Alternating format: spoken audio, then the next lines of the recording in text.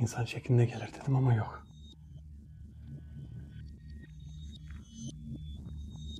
Esselamu aleyküm ve rahmetullah. Ya kitaptır. Kime ne vermek istersen verebilirsin. Nasıl bir şeydir? Bu dillerle farklı boyutlarda olan şeylerden bahsediyorlar. Yani şu dünyada olan şeyden değil.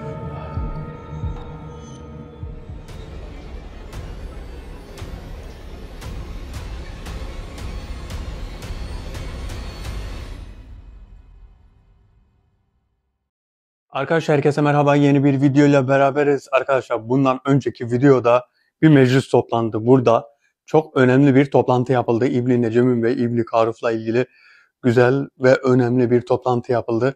Üzerinde çalıştım ve söylenen sözler o kadar çarpıcı, o kadar önemli ki benim yaptığım istişareler bu yardımcılarımla beraber ve İbn Karuf'la beraber yapılan bir istişare oldu. Sözler çok önemli. Şu an açıklama çok zor. Açıklamayı yapabilirim ama şu an zamanı değil gibi görüyorum. Ama dolaylı yoldan size ufak ufak bahsedeceğim. Çok önemli bir eşiğin ağzındayız. Bunu kesinlikle bilin, başka bir şey bilmenize gerek yok. Ve bu eşik çok az kaldı, eşikten geçilecek. Şimdi bugünkü videomuzda yapılan toplantının bir sözcüsü var. Yani bize rehberlik yapan sözcü var ya, o değil. İbn Karuf'la beraber, İbn Necem'inle beraber, yani İbn Karuf'un gönderdiği bir sözcü gelecek buraya. Sözcü dediğim toplantıyla alakalı bize bilgiler verecek. Bunun davetini yapacağım. Davetini yapmayacaktım. Normalde normal çağırıp konuşacaktım. Yani bireysel davet gibi olacaktı. Bireysel davet gibi işte toplantıyla alakalı önemli şeylerden bahsedecek. Bu yüzden sizlerin de görmesi için bunun da bir video olmasını istedim. Çünkü şöyle, ben normalde videoları hemen peşi peşine yapmazdım. Toplantıdan hemen sonra çekilen bu video sizler için çok önemli. Hemen İbn Karuf ve İbn Necemi'nin gönderdiği bu yeni sözcüğü çağırıp ve neler söyleyeceğini sizlerle beraber göstereceğim. Şöyle, toplantıdan bayağı bir zaman geçti. Hemen hemen toplantının üzerinden 2 saat, 2-2,5 saat geçti. Bu 2 saat içinde çok büyük çalışma yaptım. Sözlerin hepsini kaydettim ve kameranın çektiği bütün konuşmaları hepsini metne döktüm. Bu metinleri yavaş yavaş sizlerle paylaşacağım. Çok önemli sırlar var. Bu sırları da sizlerle bir an önce paylaşmayı da istiyorum. Hemen zaman kaybetmeden, çünkü sabah namazına yaklaştığımız zaman ne olacak? Toplantının sözcüsü gelmeyebilir. Hemen davete başlıyorum ve sözcüğü, toplantının yeni sözcüsünü çağırıyorum. Bismillahirrahmanirrahim. La yedru ma ismin şeyin fil ardı ve lefs semai ve huves semel. Bismillahirrahmanirrahim. La yedru ma ismin şeyin fil ardı ve lefs semai ve huves semel. Bismillahirrahmanirrahim. La yedru ma ismin şeyin fil ardı ve lefs semai ve huves semel.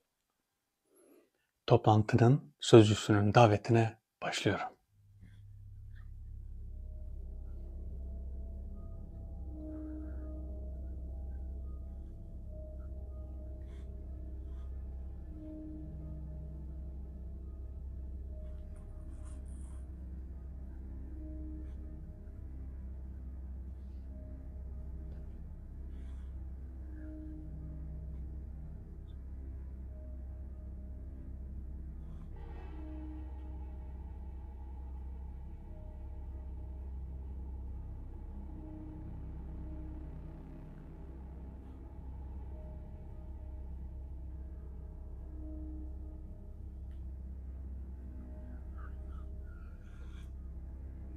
Evet, şu an gelecek olan yeni sözcüğünün daveti açık. Bakın, toplantıya Kral Hurşimi ve Kral Arohan gelemedi. Sebebi ise bu toplantıya gelen padişahların 6. boyuttan gelmeleri. Boyut farkı var yani. Kral Hurşimi ve Kral Arohan farklı bir boyutta. Bunlar farklı bir boyutta. Eğer öyle olmasaydı zaten kamera buraya gelen bütün padişahları, kralları ve İbn Neceb'in ve İbn Karuf'u da çekerdi. Kamera gösterirdi. Çünkü o da bir davet oldu. O da bir boyut daveti oldu. Başka bir boyutta oldukları için olmadı. Ama şöyle bir şey var. Onları, mesela oradaki krallardan veya padişahlardan birini buraya davet edersem o zaman görme şansımız var. Bakalım bu yeni sözcü bize ne diyecek? Yeni sözcüğünün gelmesini isteyen de bizzat İbni Karuf. İbni Karuf neden sözcüğü gönderdi? Çünkü açıklama yapacak. Toplantıda biz de söz sahibi olmadığımız için toplantıda sadece burada ben bir dinleme yaptım. Sadece dinleyiş içinde oldum. Ama İbni Karuf'un bize açıklayıcı bir şeyler olsun diye, yani birileri bir şeyi açıklasın diye bu sözcüğü gönderdi ve yardımcılarım tarafından ismini ve davetini çıkardık. Çok zor oldu ama bir şekilde Poyraz acaba geldi mi bilmiyorum. Bakalım oradan buraya. Evet, oradan buraya bakalım. Çok yordu bizi de Poyraz, seni de yordu. Sen de bayağı bir uykusuz kaldın. Sen normalde gidecektir ama Poyraz gidecekti. Poyraz'ı burada tuttum. Var mı görünen bir şey? Şu an daha gelmedi. Bazı arkadaşlarımız şöyle demiş. Kitaplığı oradan kaldır işte sol tarafa. Bu şu an burada geçici duruyor aslında. Bunu şimdiden buraya ittirebilirim. Gerçi kalsın da orada. Geçici orada duruyor. Zamanım olmadığı için yerini alıp kitapları dizemedim. Bir an önce işim bittikten sonra hemen halledeceğim onu da.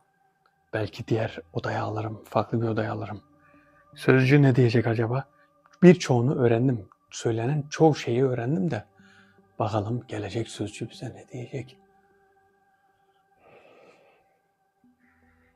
Çok önemli bir eşikteyiz.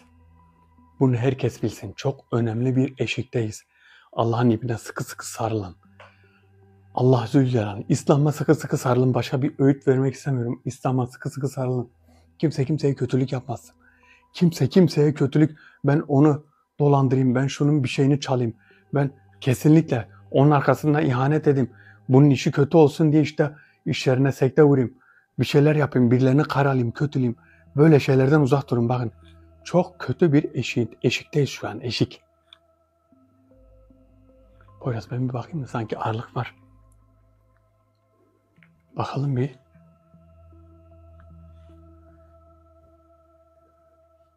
Sözcüğü ne şekil gelecek? Acaba insan şeklinde de gelebilir. Bak, farklı bir şekilde de gelebilir ama bilmiyoruz artık. Davetin sözcüğü. Davetin sözcüsü. Acaba burada mısın?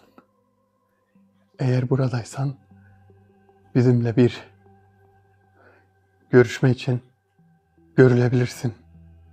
Evet sözcü. Şu an seni bekliyoruz. Poyraz, ağırlık içeride gibi. Şöyle gel. Geriye git. Ne olur ne olmaz. Sızmamız mı olur? Şu kapıyı da kapatayım. Açık kalmış. Ah evet. İnsan şeklinde gelir dedim ama yok.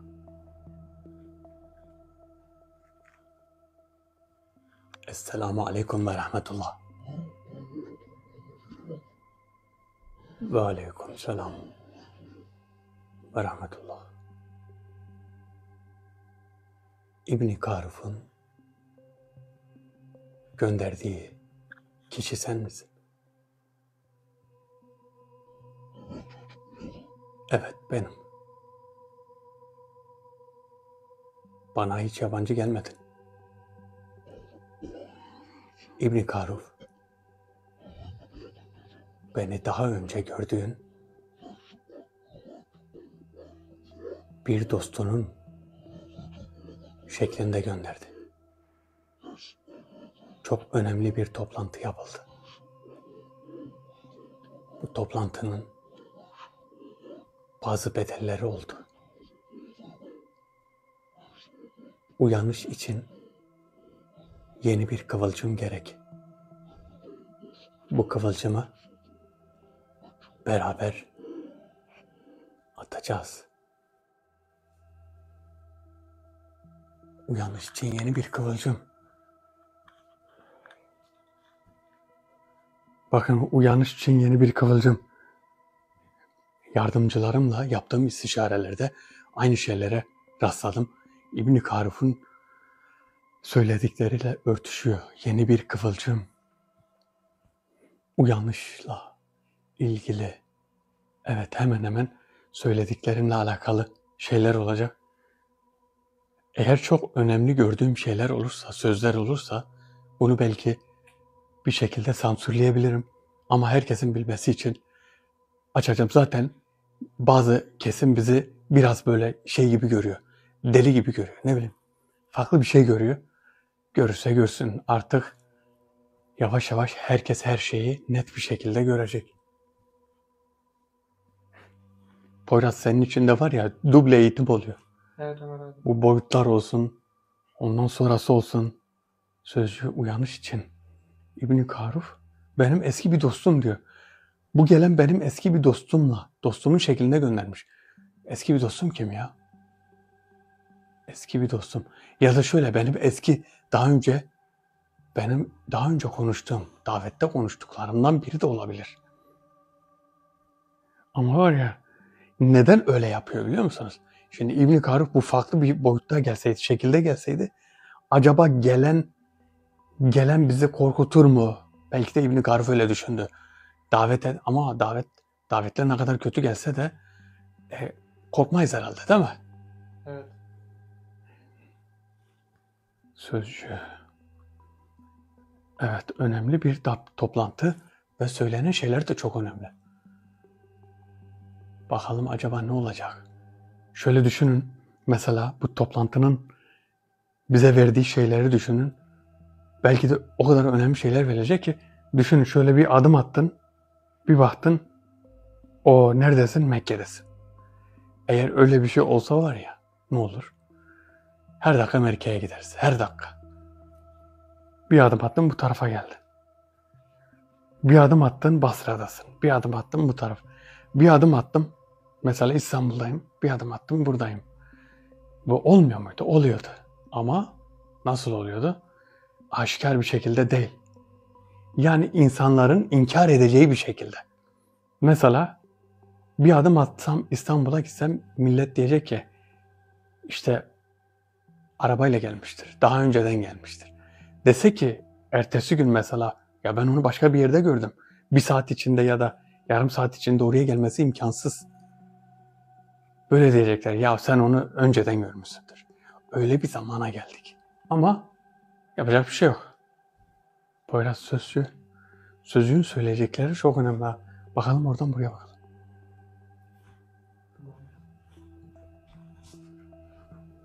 Sözcünün söyledikleri gerçekten çok önemli.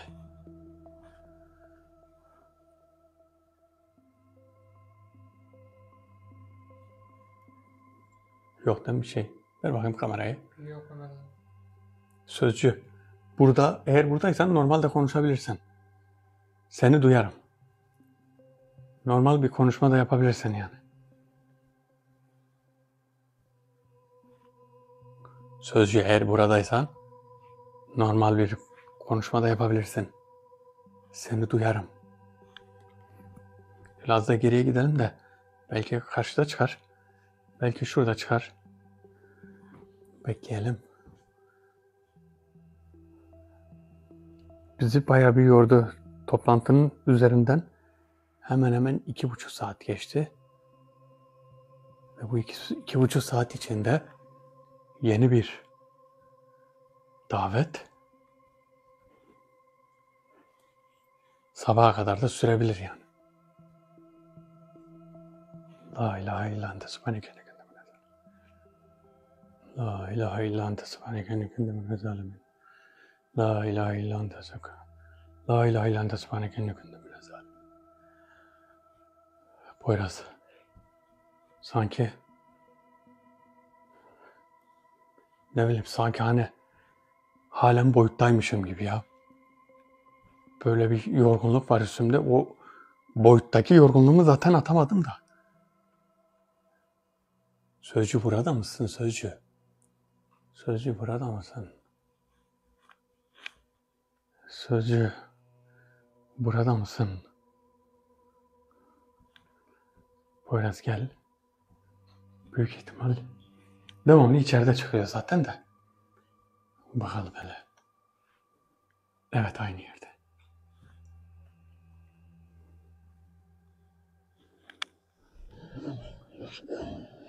İbni Karuf sana çok önemli bir hediye verecek. Bu hediye çok gizli bir yerdedir. Buraya seni ben götüreceğim. Gideceğimiz yerde çok büyük ve eski taşlı bir vadi var. Bu taşların arasında kayaların içine oyulmuş 2-3 tane saray var. Bu saraylar artık kullanılmıyor ve etrafı yosunlaşmış sarmaşıklarla dolu. Kimse burayı bilmiyor. Seni götüreceğim yerde bu sarayın içine gireceğiz. Sarayın içinde bir bahçesi var. Bu bahçeden girip su havuzunun hemen dibinde İbn Karuf'un sana vereceği hediye var. Bu hediye ile kime neyi vermek istersen verebilirsin. Hediye mi?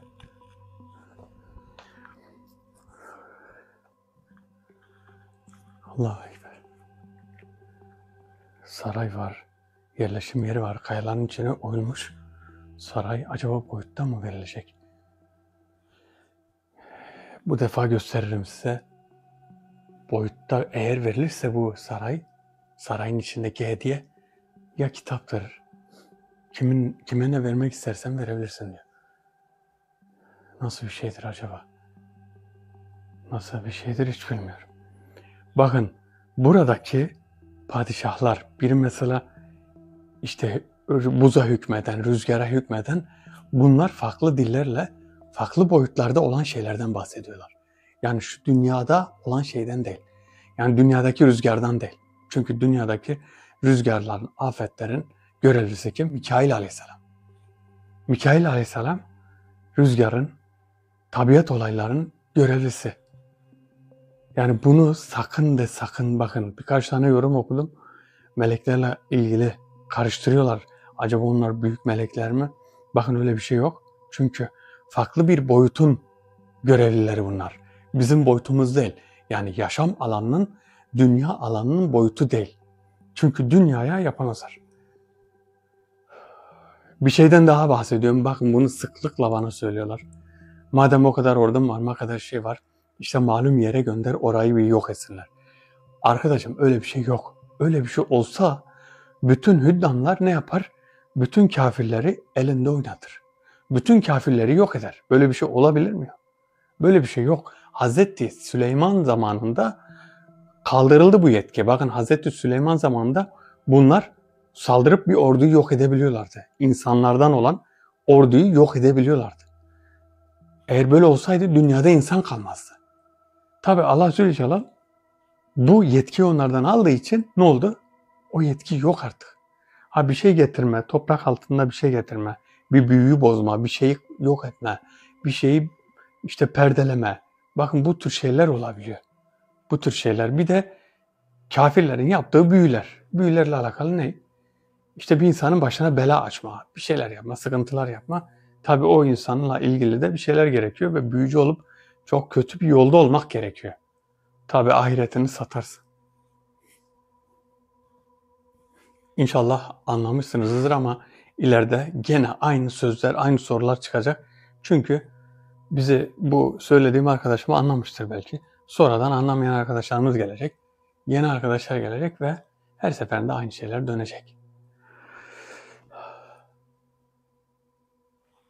Sözcü boyutta götürecek büyük ihtimalle. O boyut videosu eğer ne zaman götürecek bilmiyorum. Kısa bir zamanda gidersek boyut videosu gelir. Çok az kaldı boyuttan görüntü alacağız. Çok az kaldı. Bir iki deneme çalışmam var. Biraz görebilen bir şey yok. Yok ona görünmüyor hiçbir şey. Çünkü şu an yok. Boyutla ilgili, boyutlarla alakalı çok iyi bir çalışma var elimde. Bu çalışmayla ilgili sizi bilgilendireceğim. Bakalım neler göreceğiz.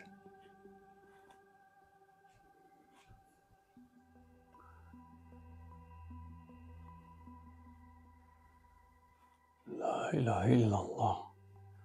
Muhammed Resulullah. La ilahe illallah. Sözcü.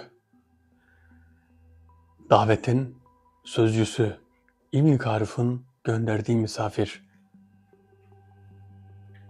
Bu toplantıyla alakalı gelmiştin. İbn Karuf'un hediyesiyle ilgili bilgilendirme yaptın.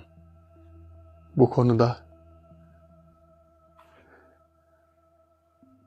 eğer gideceğin zaman, beni götüreceğin zaman Poyraz gel. Ne zaman götüreceksen haber ver de ona gidiyor, gidelim. Poyraz geride dur. Davet tehlikeli bir şeye benziyor da. Evet sözcü.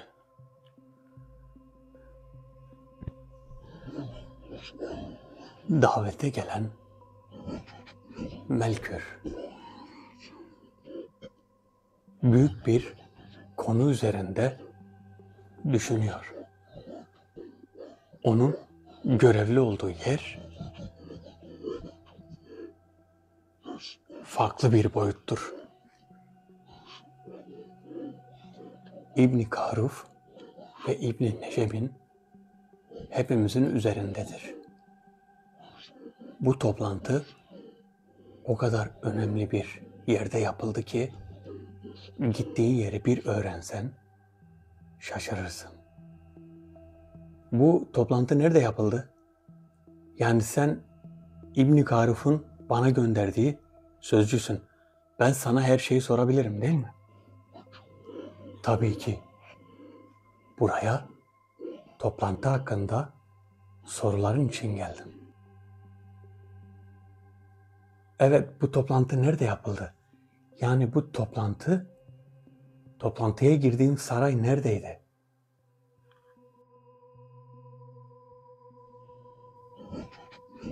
Bu toplantı Mezna'da yapıldı.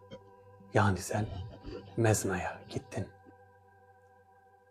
Toplantının yapıldığı yer Mezna. Allahu Ekber.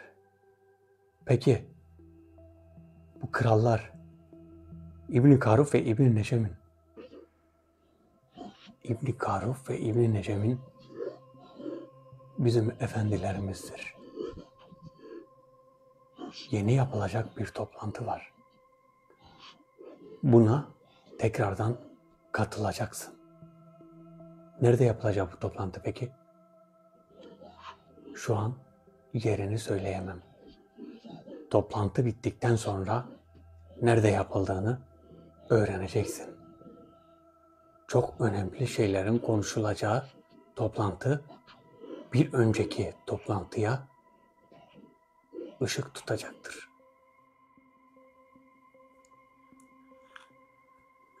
Eyvah Poyraz. Yeni bir toplantı daha var. Biz daha birinci toplantının çözümlemesini daha tamamen yapmadık. Ve bir toplantı daha var. Bu yapılacak toplantı bir önceki toplantıya ışık tutacakmış. Ve bize ışık tutacak. Bize bir rehber olacak. Bu yeni toplantı nerede yapılacak acaba? Ama şöyle bir şey var. Toplantı Babil'de yapıldı. Mezna diyor. Poyraz. Bu seferki de orada yapılır. Tamam Babil dedi ama toplantı Babil'de olacak dediler. Biz Mezna'ya gitmişiz. Allah Allah. Yanıltmaca mı oldu acaba? Babil'de bir toplantı yapılacak dediler ama Mezna'da. Mezna. Babil'de 6. boyuta girmiş olabilir miyiz? Çünkü şöyleydi bakın. Toplantı Babil'deydi. Biz de dedik ki madem ki Babil'de Kral Arohan da oraya gelecek. Kral Huşimi de gelecek. Kral Arohan gelmedi. Ama Babil'de 6. boyut olabilir. 6. boyut ama Mezna diyor. Ben de anlamadım. Mezna. Tamam. Toplantının yerini saptırtmak için o şekilde söyledi. Yani Babil dediler. Aslında Babil'de olmadı. Bir değişik oldu ya, dur hele. Çok farklı bir şey oldu. Değil mi? Evet. Mezanata oldu diyor. Ama toplantı Babil'deydi. Ben Babil'de bir sarayın içine girdim. Ve daha önce görmediğim bir saray. Daha önce çok büyük ve Babil'de, ben dedim aslında Babil'de böyle bir saray görmemiştim. Poyraz, bir fikrin var mı bu konuda? Yani biraz karışık ama herhalde. Olaylar karışıyor. Olmuş. Olaylar karışıyor. Bu toplantı Babil'de diyor. Davetli bakalım ne diyecek. Toplantının yerini ben biliyordum. Babil'deydi. Davetli. Mezna'da diyorsun. Babil'de toplantı yapıldı. Nasıl bir şey? Olabilir mi ya öyle bir şey? Sence? Şimdi Babil toplantı aslında Babil'deydi. Toplantı aslında Babil'deydi. Ve Mezna'da çok önemli bir şey var. Toplantı. Acaba benden mi saklıyorlar, ben onu? Şöyle bir şey olabilir. Kayıt alıyoruz, video çekiyoruz. Yani bunu YouTube'a atıyorum. Herkes görüyor. Acaba şu anda kayıt olduğunu biliyorlar da nerede olduğunu söylememi istemiyorlar. Çünkü bizi izleyen o kadar kişi var ki. Toplantıya sızmak isteyenler var. Toplantıyı iptal etmek isteyen ya da toplantıya ne bileyim böyle bir şeyler olabilir de. Tabii öyle bir şey varsa, yapabiliyorsanız siz de gelin. 6. boyut neresiyse oraya da gelin. Ya Allahu Ekber. Biraz görüyorum davetteyi çok. Ya heyecanla bekliyorum da. Acaba ver bakayım kamerayı. Acaba bu toplantının nerede olduğu belli mi? Toplantının nerede olduğu. Mezna diyor. Mezna. Biz Babil'de olduğunu biliyorduk ki. Babil'de olacak dediler. Toplantı Mezna'da. Allah Allah.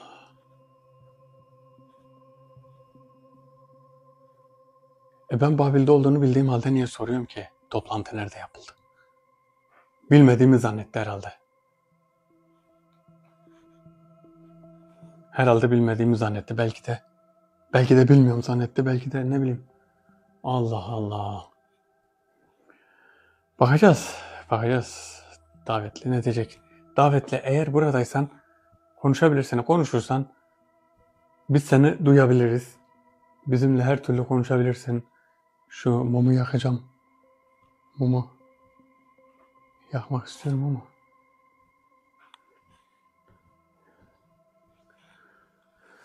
La ilahe illa ente subhaneke inni kuntu minez zalimin. La ilahe illa ente subhaneke. Evet davetli. Davetli, eğer buradaysan görünebilirsin. Eğer geldiği zaman hissediyorum hemen arkamızda gibi. Poyraz gel. Fazla geriye gitmene gerek yok Poyraz.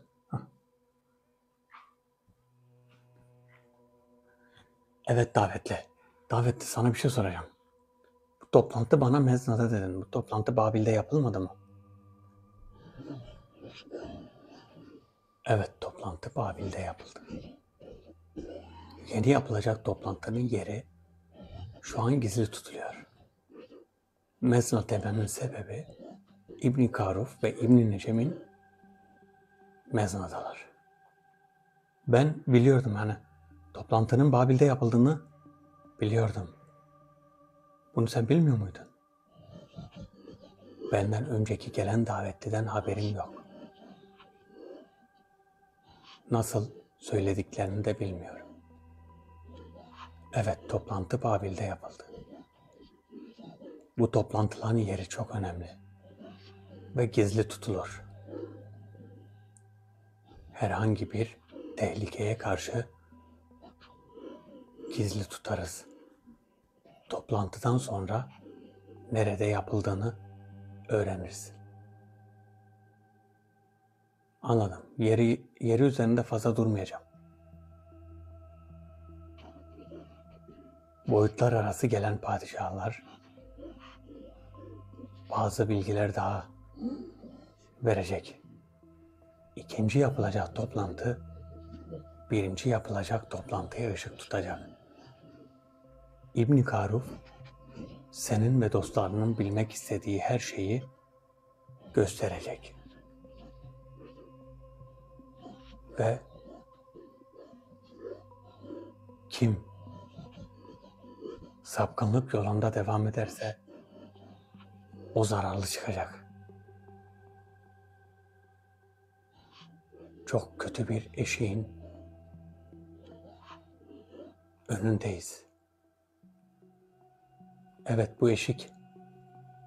Bu eşikten bahseder misin? Ben de bahsetmiştim.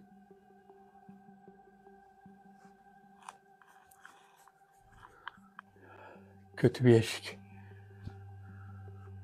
Yani kimseyi korkutmak istemiyorum ama açık açık söyleyeyim size. Kötü bir eşik dediği, yani felaket tellalı olmak istemiyorum ama gelenler felaket tellalı. Öyle bir şey ki, çok öyle. İnanın var ya, bakalım her şeyi çözdükten sonra, çözümlemeye kavuşturduktan sonra zaten her şeyi öğreneceksiniz de önemli bir eşikteyiz. Düşmanların kol gezdiği ve düşmanların kolaylıkla zarar verebildiği bir dönemdeyiz. Bu dönemde çok önemli şeyler yaşanıyor. Bazı düşmanlar öyle bir kalleş ki gücü yetmediği zaman ne yapar biliyor musunuz? Senin haberin yokken sana zarar verir. Gider senin malına zarar verir. Gider senin işte canına zarar verir. Haberin olmaz. Bize de öyle yapılmıyor mu? Bize de öyle yapılıyor. Bir şekilde zarar verildi. Ne oldu? Gördünüz. Düşen uçak buna en büyük bir örnek. Düşen uçak.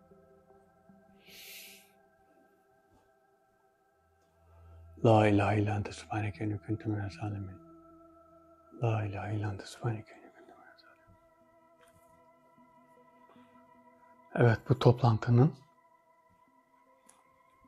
sözcü başkan ne söyleyecek ki sözcü? Tamam, şöyle. Biz mi soracağız, kendi mi söyleyecek bilmiyorum ki, farklı şeylerden bahsediyor. Ben daha toplantının şeyini kafamda şey yapamadım ki. Yani videoyu biraz inceledim, sözleri çıkardım ama şu an daha dinlenemedim, kafayı daha toparlayamadan sözcü geldi. Sözcüye bir şeyler soracağız. Ne soracağız şimdi? Tamam. Gelenler farklı boyutta. Anladık onu. Kral Huşimi, Kral Aruhan farklı bir boyutta. Ve bu toplantı Babil'de yapıldı, bize Mezna dedi. Sonra toplantının yeri çok önemli dedi.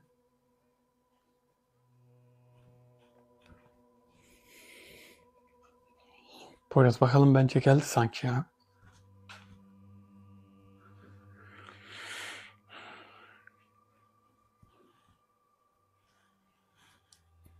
Gözüküyor mu? Yok Ömer abi.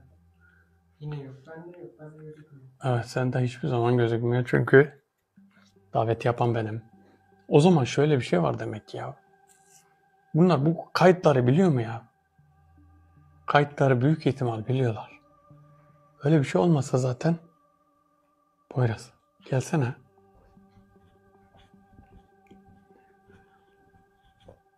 Şu çakmağı alayım. Şuradaki mumu yakayım.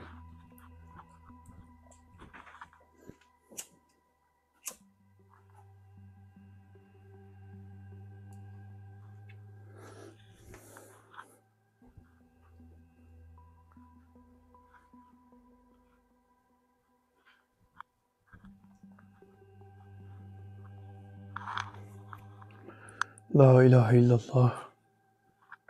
La ilahe illallah. La ilahe illallah. Evet sözcü. Seni bekliyoruz. Söyleyeceğim başka ne var?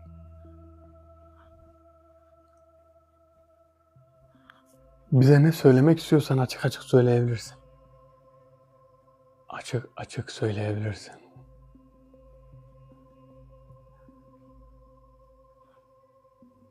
Allah Allah.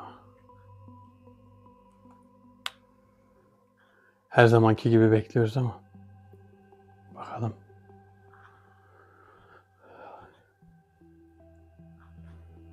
Bakın şükür yok. Tövbe istiğfar yok. Günah işlemek var. Hiçbir şekilde Allah'ı anmak yok. Allah'a tesbih etmek yok. Allah Zülcelal'e. O yüzden ne oluyor? Bakın kuraklık var. Bereketsizlik var. Her şey var. Şükür yok. Bakın şu an bulunduğum bölgelerde, geçen sene bulunduğum bölgede fındık az diyorlardı. Bu sene dediler ki geçen seneden daha az. Geçen sene şükür olmadı. Çünkü bu sene çok olsun diye. Al yağmur yok. Kuraklık baş gösterdi. İzmir'de su yok. İzmir'e su verilmiyor. İzmir susuz kaldı. Niye? Su yok çünkü. Yağış yok. Yağış neden olmaz? Yağış bereket olmazsa yağış da olmaz.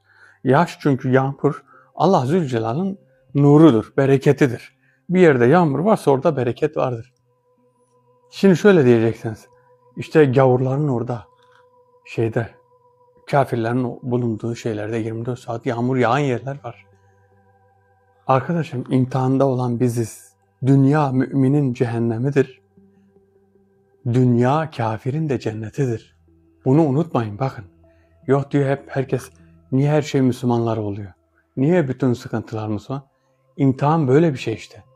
Eğer sen de mesela ne bileyim imanı düşünmüyorsan, Müslümanlığı düşünmüyorsan ya da ne bileyim ya bolluk bereket başka bir şey istemiyorsan Allah onu da sana verir. Ama insanı dergahından atar. Dergahtan atıldıktan sonra her şeyin olur. Ama şükür olsa, Allah'a tesbih etse, Allah Zülcelal kendini merhametinden eksik bırakmaz ki ya. Bereketinden eksik bırakmaz. Rahmetinden eksik bırakmaz. Yağmur rahmettir ya. Yağmur duasına çıkıyoruz, yağmur yağıyor. Kıtlık geliyor, kuraklık geliyor. Ha kuraklık var. Gene Allah'ın merhameti gene var. Allah söylüyor. Bu yeni doğan çocukların, sabilerin, yaşların bir de temiz insanların dualarının yüzü suyu hürmetine yağmur yağıyor. Gene Allah Zülcelal merhametli olmasa yağmur yağmaz, tam kıtlık olurdu. Poyraz, burada. Ver kamerayı bana ver, gel. Bence burada. Bakalım. Davetli. Eğer buradaysan, bakın mum hiçbir şekilde kıpırdamıyor. Çok düzgün bir şekilde yanıyor. Ve bu neyin habercisi? Bu gelen davetlerin kötü bir enerjisinin olmadığının habercisidir. Tabii o normal bir mum değil, o kokulu mum. Hem güzel koku veriyor hem de işimize yarıyor. Bundan sonraki davetlerde mum yakacağım. Dandik mumlar var ya, beyaz. O dandik mumlardan yakacağım. Onu da ne için yakacağım? İçin yakacağım. İşte hani sade o mumla mı oluyor, farklı bir mumla olmuyor mu diye. Poyraz gel. Allahu Ekber. Sözcü görülmüyor da. Ha.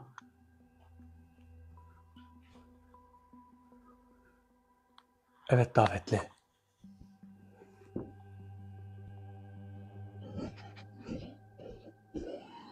Bu gelen padişahların içinde Velzeber isminde bir görevli padişah vardı. Velzeber. Evet. Velzeber'in emrinde olan 60.000 ordu var.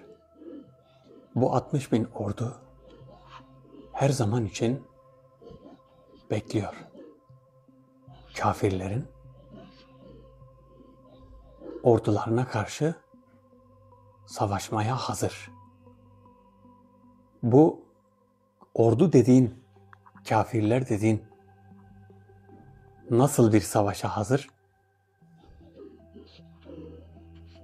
Benim bahsettiğim ordular insan oğluyla alakalı değil. İnsanlar ile ilgili orduda değil, boyutlar arası yapılan savaşlarda bu 60 bin ordu savaşmaya hazır tutuluyor. Velzeber şu an sabırsız bir şekilde bekliyor. İnsanlığın geldiği noktadan çok rahatsız. Peki insanlara bir zarar verirler mi? İnsanlara faydaları olur. Zarar vermezler. Çünkü bu meclis kötü bir meclis değil. Peki Melkür? Melkür de sözü geçen bir padişahtır. İbn Karuf'un hatırı olmasaydı Melkür bu davete ve toplantıya katılmazdı. Melkür'ün asi olduğu bir bölgedir. Bu bölgede Melkür çok acımasızdır ve haksızlığa karşı çok adaletlidir. Evet, Velzeber ve Melkür çok acımasızmış. Ama neye acımasız biliyor musunuz? Düşmanlara, haksızlık yapanlara Velzeber dediği, Velzeber burada oturuyordu değil mi? Evet, videoda baktığımız Velzeber'de İri olanlar mı Ömer abi? iri olan. Şöyle bir şeydi bakın, Melkür'ün boyu böyle heybetli, şeyleri üzerlerinde böyle şey vardı. Hani Kürk olsun. post gibi bir şey, böyle kürk, böyle arkadan şeyli, yüzleri böyle şey, kapalı, böyle hani tam bir yaratık suratında değil. Gözleri böyle bir acayip, ya nasıl söyleyeyim ya, insan tarif edemiyorum o şeyi. Mesela bak, İbn Karuf ve İbn Necem'in aksakallı, nur yüzü, çok temiz, çok güzel bir şekilde tarif edebiliyorum. Ama onlar böyle bir acayipti. Böyle şey gibi, savaşçı gibilerdi. Gözleri böyle belli belirsiz, savaşçılar gibi birbirleriyle konuşuyorlardı. Hatta bir ara zannettim, bunlar birbirlerine laf söylüyorlar ya. Bir ara zannettim orada bir savaş çıkacak hani. Kalkacaklar, birbirlerine girecekti ama öyle bir şey yok. Çok yerinde konuştular. Çok seviyeli bir toplantı oldu. Tabii öyle bir şey olsaydı İbn Karuf ne yapardı onları bilmiyorum. Karuf diyorlardı. Hani birbirlerine isimleriyle bahsediyorlardı. Ama İbn Karuf'un derecesi çok yüksekmiş. Yani bunu da öğrendik. Karuf demeleri İbn Karuf'a yani bir saygı timsali, saygı işaretiymiş. Mesela Velzeber birbirleriyle isimlerle söyledikleri zaman birbirlerinin isimlerini, bu saygı anlamındaymış. Anlamadım. Tabi İbn Karuf dede ya da hocam diyemezdi herhalde. Onlar da koca padişah ve krallar. Ama İbn Karuf bunları hepsini emri altına almış. Nasıl almış? İbn Karuf ervah mı? Acaba ervah mı? Yoksa farklı boyutta çok önemli bir isim mi? Tamamen çözülmesini istemiyor. Tamamen çözülmek istemiyor. Bunların hiçbiri tesadüf değil, tevafuk. Hiçbiri plansız değil, hepsi planlıymış. Çok değişik. Böyle. Yeni bir toplantı. Yeni toplantıyı merak ediyorum. Yeni toplantı ne zaman olacak? Evet, mum çok sabit bir şekilde duruyor. Bak, hiç oynamıyor. Görüyor musun? Çünkü gelen davetli.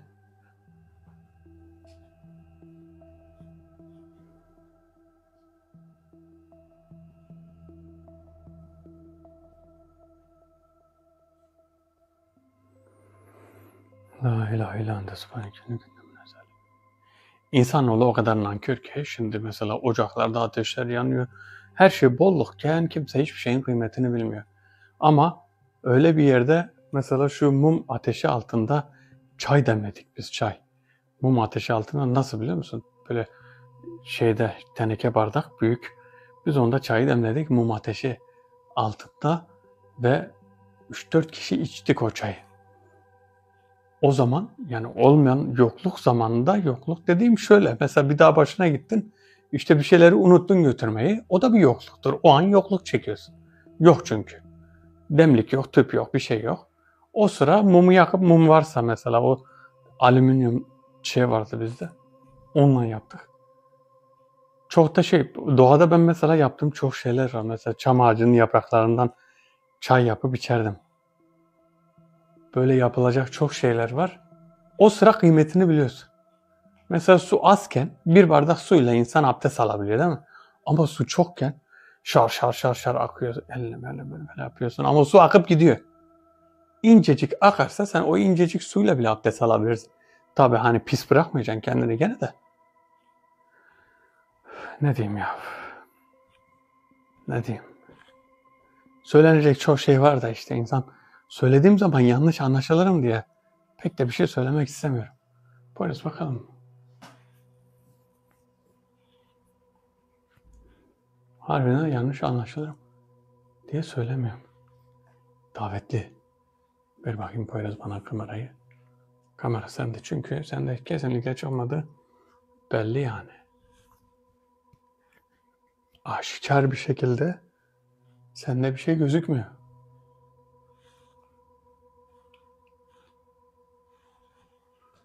La ilahe illallah. İnan acayip yoruldum, öyle bir yoruldum. Poyraz da yoruldu. Poyraz da yoruldu çünkü aynı gün içinde yapılan davet büyük ihtimal siz bunu izlerken biz ya toplantıda olacağız ya yeni yapılacak toplantıda olacağız ya da ne bileyim farklı bir davet olmazsa büyük ihtimal toplantıda oluruz. Çünkü yeni bir toplantı yapılacak. Siz bunu izlerken yeni bir toplantı olur ve bu toplantı bir önceki toplantıya ışık tutacakmış. Çok önemli sözler söylendi. Çok önemli şeyler söylendi. Bunların anlamını bir şekilde çıkarabildik. Bunların anlamı bir şekilde çıkarıldı. Bazı arkadaşlarım da çalışma yapmış. Çok beğendim çalışmalarını. Herkes kendi payına çok önemli çalışmalar yaparsa iyi olur diye düşünüyorum. La ilahe illallah ente subhaneke inni kuntu minez zalimin. La ilahe illallah ente subhaneke inni kuntu minez zalimin. Poyraz, geriye git Poyraz. Poyraz şimdi bana kızacak. Geriye git, geriye git de. Evet.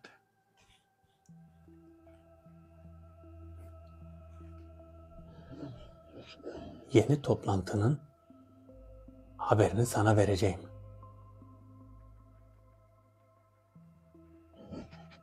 Tekrardan toplanacak olan padişah ve krallar bu toplantıda söylediğim gibi bir önceki toplantıya ışık tutacak. Anladım. Padişah ve krallar diyorsun. Bunların hangisi kral, hangisi padişahtı? Biz padişah ve krallar diyerek bazı sırları aşikar etmeyiz. Söylenecek her bir kelimeye büyük kitaplar yazılır. Bu kelimeleri çözümleyip anlamak da size düşer. Gelen davetliler şimdiye kadar görevlerini yaptılar. Seni karşılamaya gelen sözcü toplantıya gelemeyecek. Yeni toplantıya ben seni götüreceğim. Aynı şekilde boyutta buluşup gideceğiz. Sana yeri ve zamanı gece yarısı bildirmek için geleceğim. Nasıl, sen mi geleceksin? Evet. Yardımcıların haber verdiği an davetimi yap.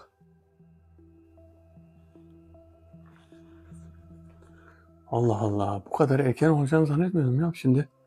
Tamam, yeni bir toplantı var da bu yeni toplantı hemen mi olacak?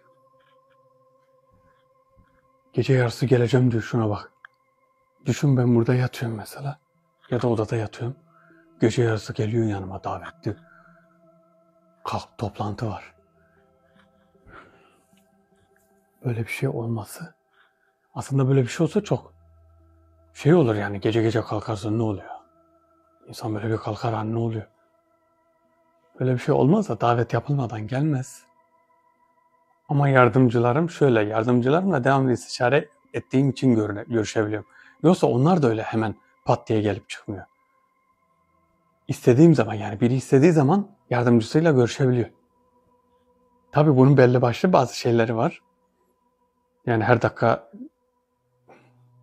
yardımcılarla da her dakika her saniyede görüşemezsin. Gece yarısı kalmadı ki. O zaman şöyle, bugünü söylemiyor o zaman. Yani çok az bir vakit kaldı. Hemen hemen 40 dakika sonra sabah ezanı okunacak. Gece yarısı. O zaman bekleyeceğim. Eğer ki namaza kadar tekrar, şu an davet açık, anlamadım ki. Haberini verecek. Ya bugün ya da yarın.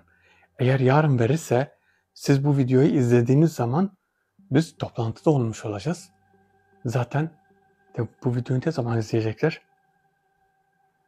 Yeni video büyük ihtimal cumartesi günü izleyecekler. Kafam karışıyor şöyle. Ben videoyu çekip gönderiyorum. Cuma günü yok. Hakan yayınlıyor ya, cumartesi günü yayınlanacak. Cumartesi günü yayınlanacak. Geçen de Hakan'a söyledim. 21.00 biraz geç oluyor. Hani dedim 20'ye alsan olur mu? O da diyor, Ömer abi diyor, hani anket yapmış canlıda da, kimi kesim 20 demiş. Bazı arkadaşlar 21 demiş. %50-20, %50-21 demiş. Diyor ki eğer 20 yaparsak %50 zaten 21. Yani saat 9'da izleyecekler diye. Saat 9'da herkes izler diyor. Bana göre geç, bilmiyorum ben. Sanki geç gibi de. Neyse artık. Davetli acaba. Şöyle eğer kapatırsam 40 dakikaya kadar toplantının yerini söyler mi onu da bilmiyorum. Eğer toplantının yerini şimdi söyleyecekse belki davetli şimdi söyleyebilir. Yeni bir toplantı var. Yeni bir yer söyleyecek bize. Poyraz, bakalım da gelmişse eğer toplantının yerini soralım. Gelmemişse de yok değil mi? Bakayım ben. Evet. Poyraz gelsene. Gel. Şimdi bak. Bakın toplantının yerine şu an davetli büyük ihtimal gene geç gelecek. Sanki bir 10 dakika sonra gelebilir. Davetini kapatacağım ve bekleyeceğim. Tabii sabah namazını kıldıktan sonra büyük ihtimal biraz istirahat ederim. O sırada davetli gelirse yardımcıların bir şekilde haberini verecek ve ne olacak? Toplantının zamanını bana söyleyecek. Şimdi daveti kapatıyorum ve videoyu bitireceğim. Arkadaşlar, videomuzu beğenmeyi unutmayın. Eğer nasip olursa bir sonraki videoda toplantıda buluşmak üzere. Herkes kendine iyi baksın. Allah'a emanet olun. Hoşça kalın.